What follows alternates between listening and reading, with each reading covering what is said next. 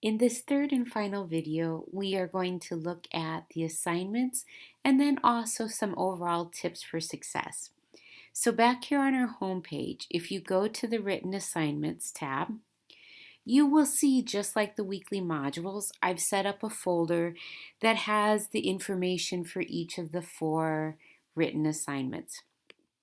If you click on this, you will see the very similar icons that you saw before.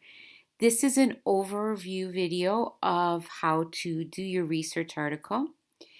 This is the document in which you will do your research article table. Here is a sample of what a successful one looks like. I like to include samples for you to be able to see, not that you're going to copy it identically, but I just think it helps to have an example. And then there is a new icon here, which is with the pencil and ruler. This is twofold. This is where you are going to upload and submit your work, and it also is where you're going to see a rubric. For each of these 4 assignments, if you open it up, you'll see the due date, and everything is due by 11:59 that date. If it's not done then, it is late. And just a reminder per the syllabus, I do not accept late work. We're educators, we need to get things on time. Now, obviously, if you have a family emergency, if you are deathly sick, please contact me ahead of the due date. So not at 11:57 that night, but please contact me and let me know, Valerie, this has happened, and I will be glad to work with you. But being busy, just not getting around to it, does not cut it with me. And I always say all of these classes are practice for you in your own classroom.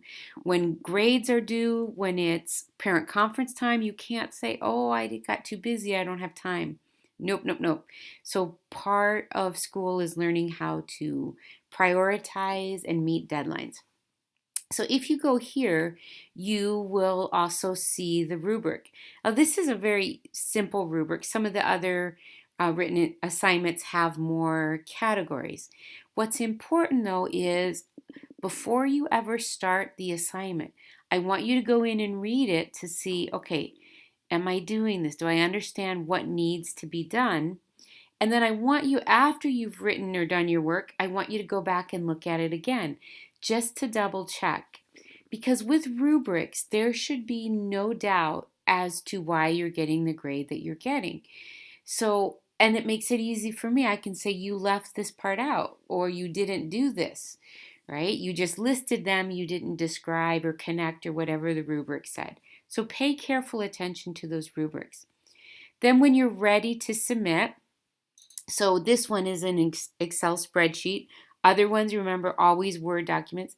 You just browse your computer and attach the file and then click submit. All right? That's the same for each of those written assignments, right? You'll see the same types of things in each one of them.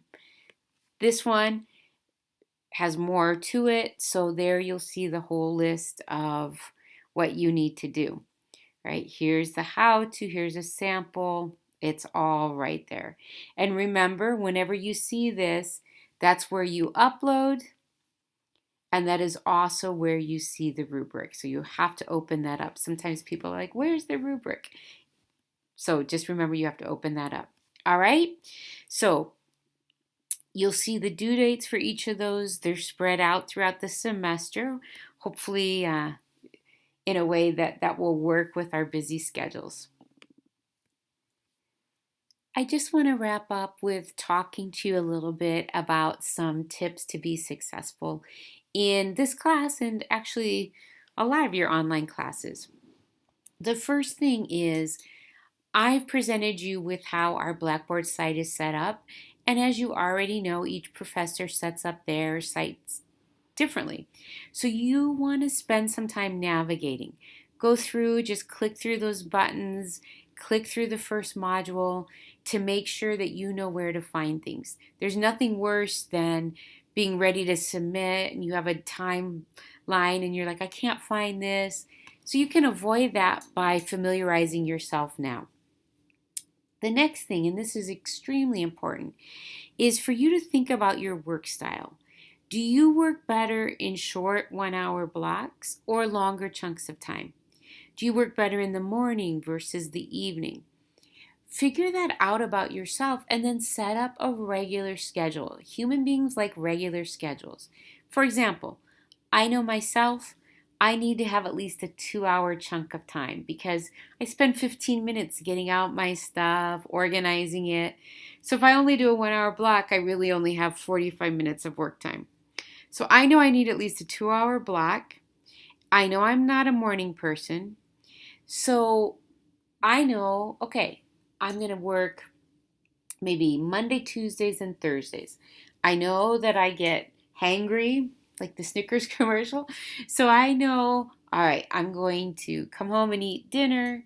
And then from 7 o'clock to 9 o'clock, those 3 nights, it's going to be my time to work on the module. I'm going to need other time to work on those additional assignments, but that's going to be my Blackboard schedule. And then just get that on your calendar.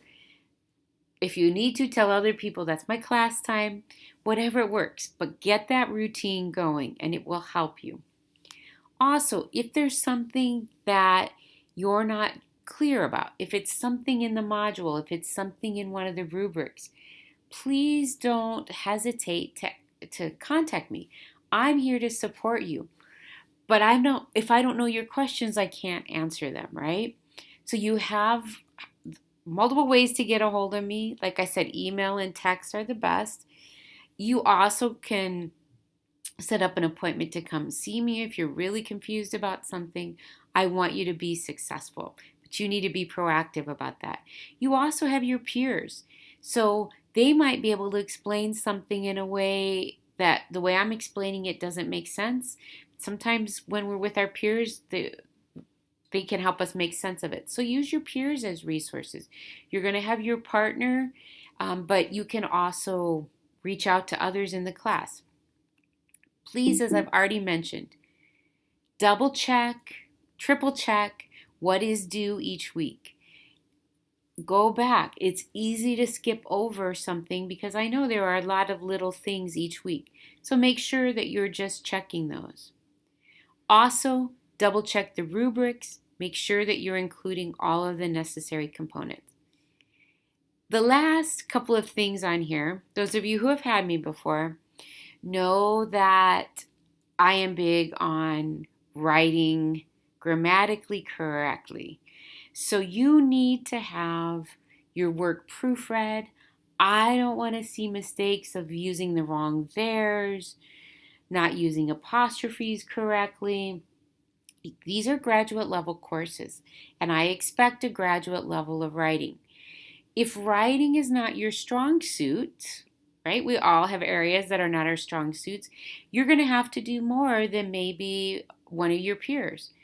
Think about using Grammarly.com that will scan your work for free and let you know where there are any grammar, spelling mistakes, that kind of thing. Think about having other people read it, maybe somebody who you would consider a stronger writer than yourself. Write it, walk away from it, come back with fresh eyes in an hour or two, and read it out loud to yourself. That is a very good strategy to help you catch errors. The same thing goes for APA format. APA format has tons of guidelines. They're very specific about where do you capitalize, where you don't, where do you italicize, how you do citations, all of that stuff you need to pay attention to detail. And it's not something that you can just look at once and it's going to stick. So make sure you're using your APA manual as a guide. All right? And I think by doing all of those things, you will be very successful in this class. So here's to a great term. Here's to you developing a higher comfort level with research. And I look forward to working with you.